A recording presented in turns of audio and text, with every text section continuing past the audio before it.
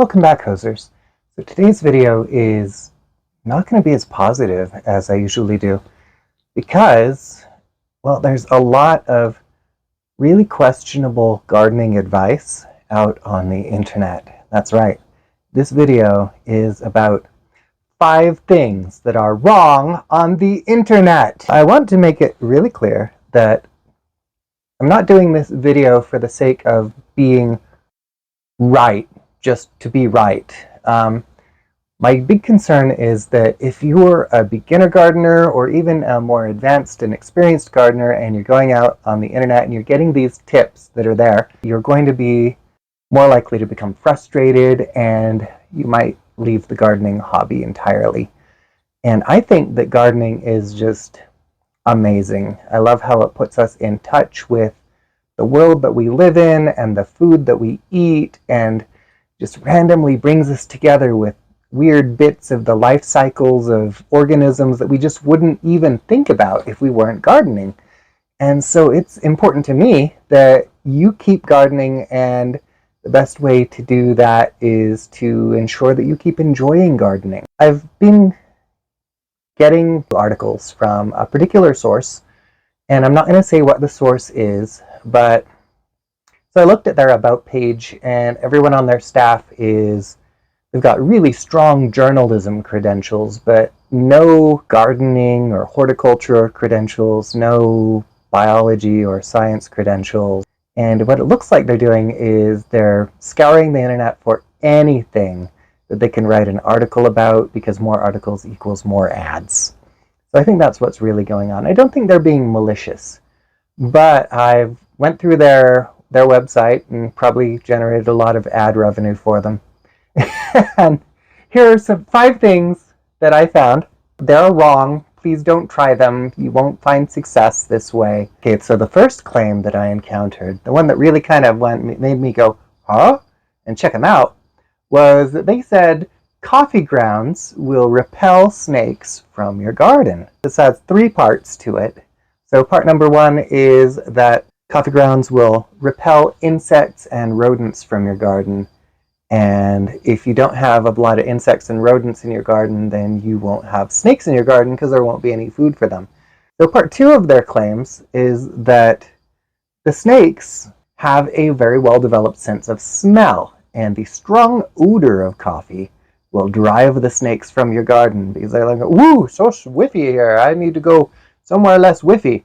Claim number 3, this one is just really outlandish to me, is that they're saying that the texture of the coffee grounds in your garden is alien to the experience of your snakes. And when they crawl over the coffee grounds, it'll kind of weird them out, and they'll just nope right on out of there. Well, okay, let's address those claims. First of all, there's no evidence that coffee grounds will do anything significant to repel insects and rodents from your garden.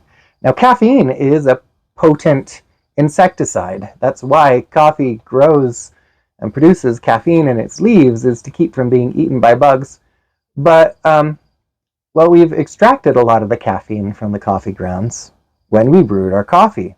In fact, coffee warehouses often suffer significant damage from rodents, and they have to put measures in place to repel rodents from the warehouse.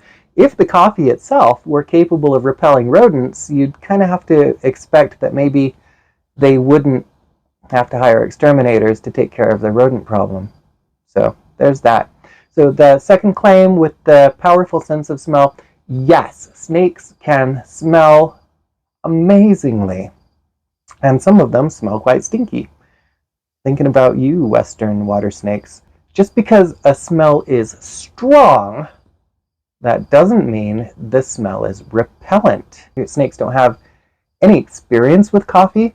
They don't have any biological associations or instincts related to coffee. So that strong odor is probably meaningless to them. And then the claim about the texture is just weird. I touch plenty of coffee grounds, and you know what they remind me of? Dirt.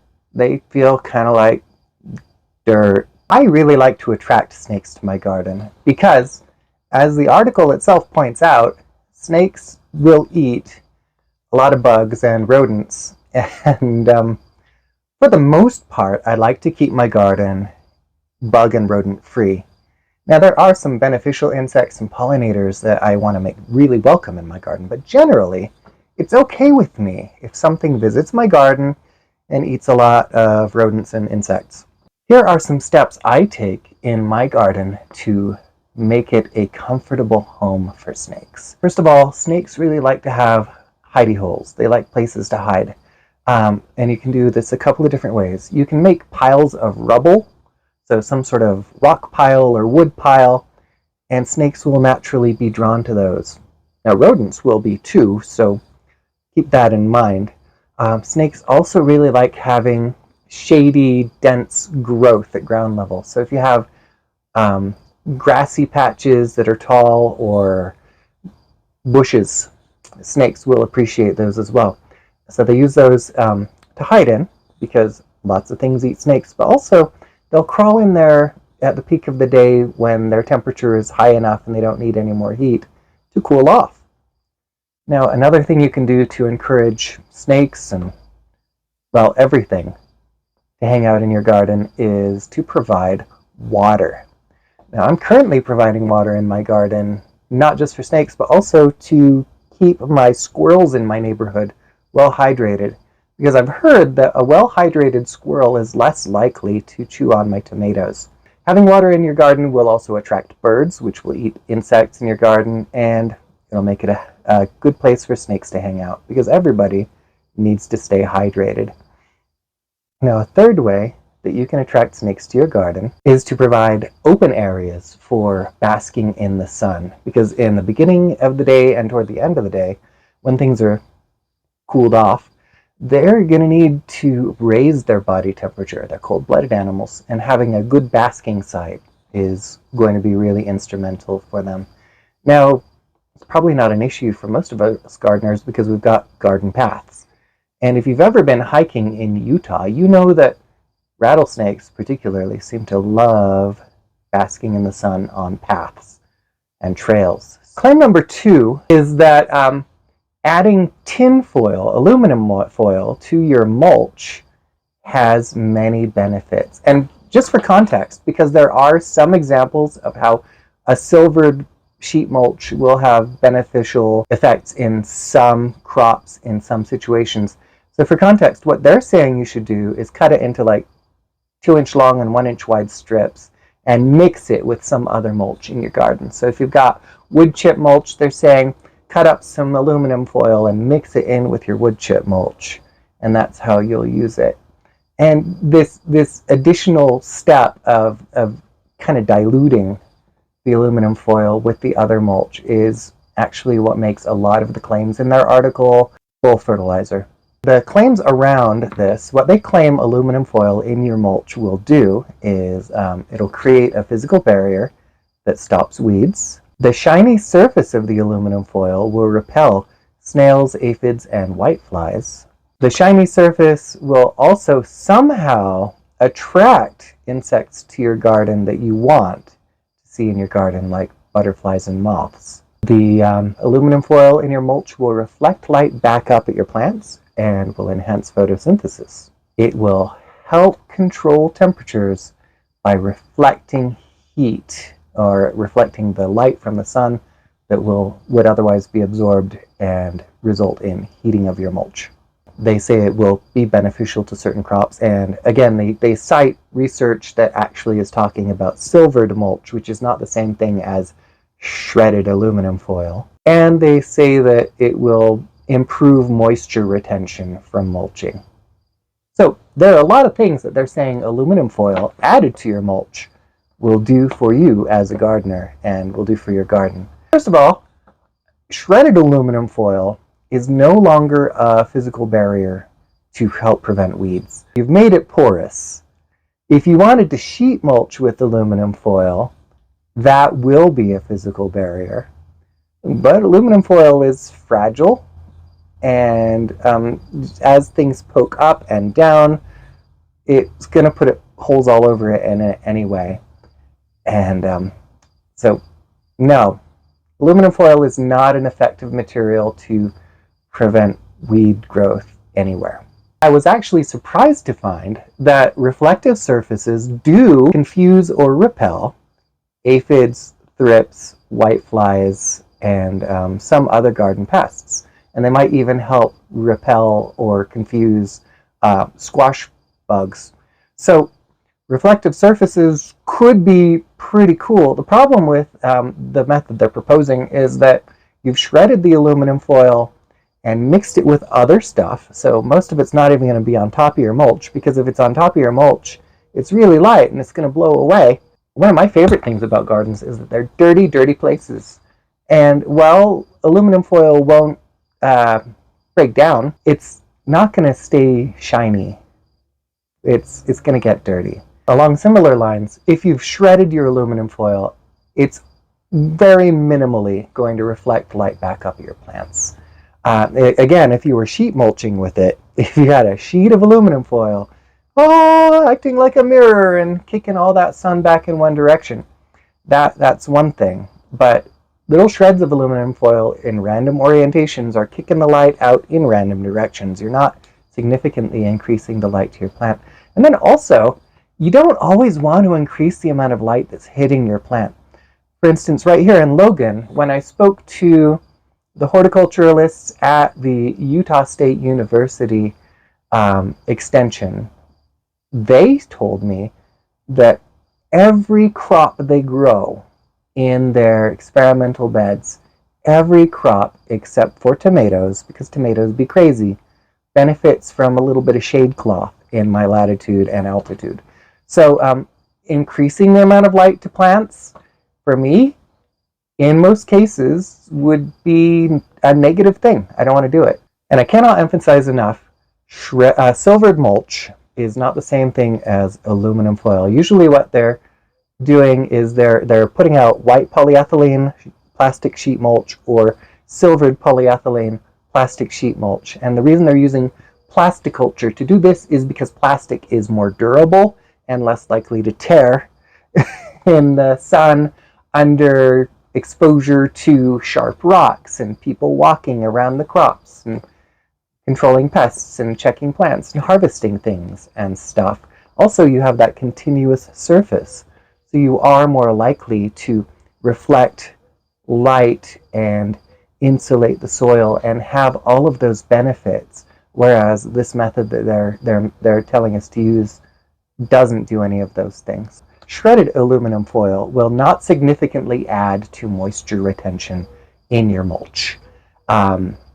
Your mulch itself is helping with moisture retention, and the aluminum foil, because it's in pieces and mixed in with the mulch, any effect it could have as a moisture barrier is going to be diluted by the fact that you've cut it up and mixed it with other mulch. It's not worth your time. Save your money and just use your regular mulch by itself, whatever you choose to mulch with. The third thing that I picked out is actually kind of a mixed bag. There are things they got right and things they got wrong. This article was 6 ways to control and kill tomato hornworms in your garden. Their claims are: you can pick them off your plants, you can purchase or attract natural predators, you can apply Bacillus thuringiensis.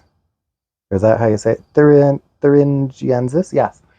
So you can apply BT products. You can till your garden at the beginning and the end of gardening season to kill the pupae of the hawk moth. The fifth way is they're saying you can rotate your crops to control tomato hornworm. And then finally, they're saying that basil will repel them. Borage will attract wasps and moths, and they say that hawk moths don't like the scent of marigolds. So they're using companion planting as their 6th means of controlling hornworms in your garden. We're just going to concede that picking them off works, natural predators work, and BT products work. So first 3, dead on. Good job, guys! The 4th one, which is tilling your soil at the beginning and the end of your gardening season to kill the pupae, is problematic, and I'll tell you why.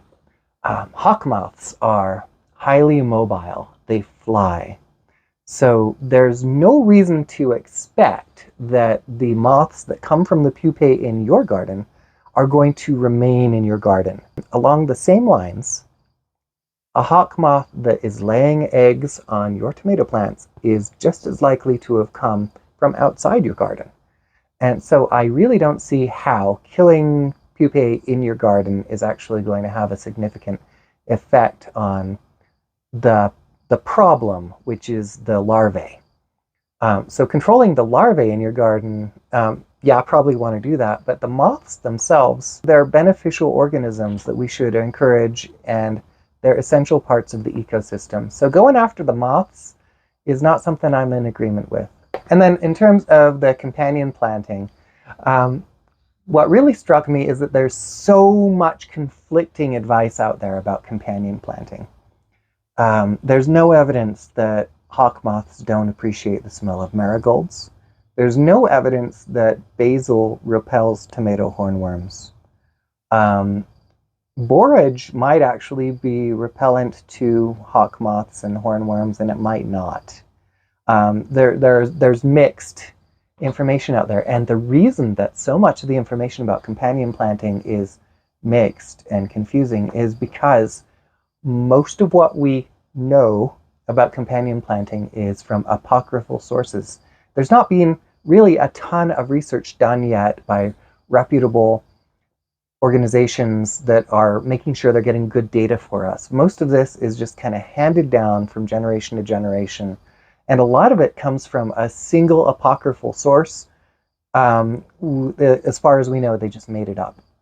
That said, if you increase the diversity in your garden and you do a lot of interplanting, so you don't have monocultures of things growing in groups, what you are doing for sure is you are making it less convenient for the pests in your garden to move from plant to plant to plant, because they have to hunt to find their next meal, because most pests will have a preferred food type.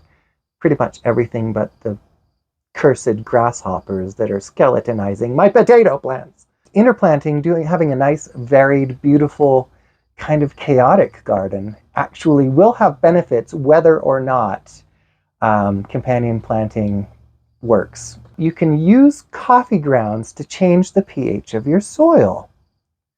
And they're doing this article specifically about pink hydrangeas. So they're saying you can scatter coffee grounds around your hydrangeas and the soil pH will go down, become more acidic, and will encourage your hydrangeas to bloom blue instead of pink.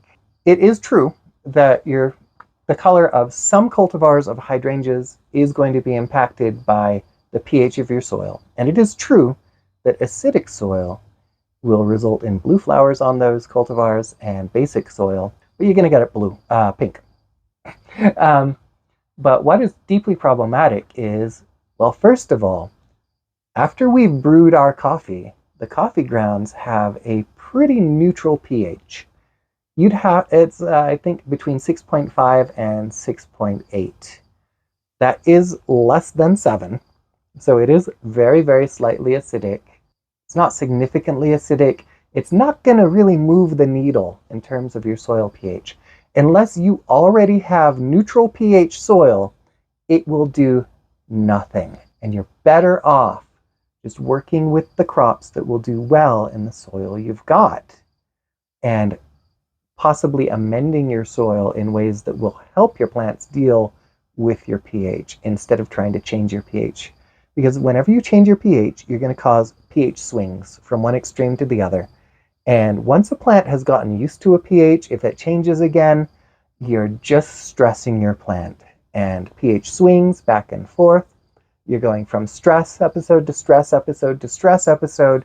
Your plant is going to be consistently pouring its energy into dealing with your wacky soil and your weird chemistry experiments in your garden, and it's not going to have energy left over to give you that foliage or that fruit that is the reason you're growing the plant in the first place. So just leave it alone. All right, fifthly, I found a total of 23 articles from this one source extolling the benefits of Epsom salts in your garden.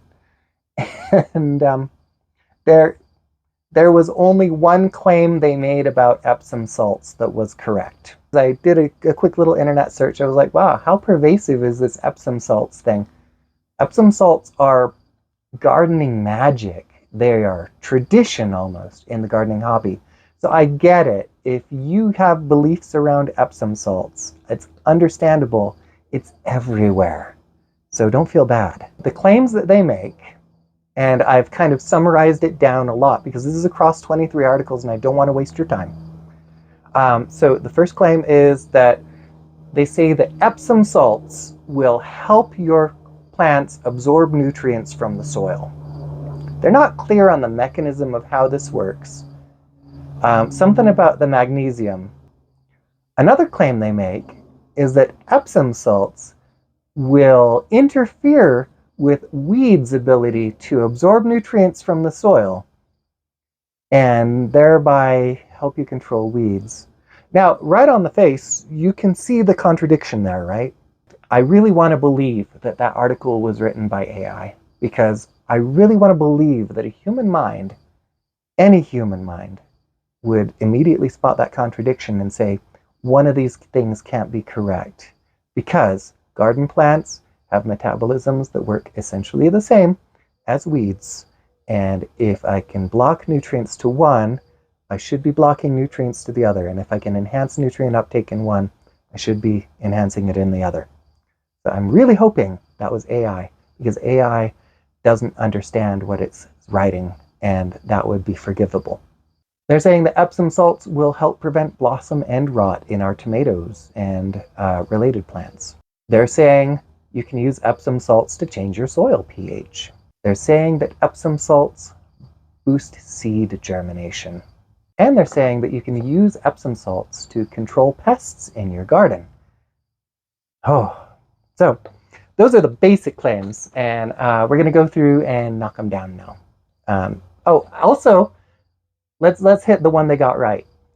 They're saying that if you have a deficiency of magnesium in your soil, you can use Epsom salts, which are magnesium sulfate, to add magnesium to your soil. That is correct. The only time you need to add Epsom salts to your garden is if you have a deficiency of magnesium, because that's what Epsom salts are made of.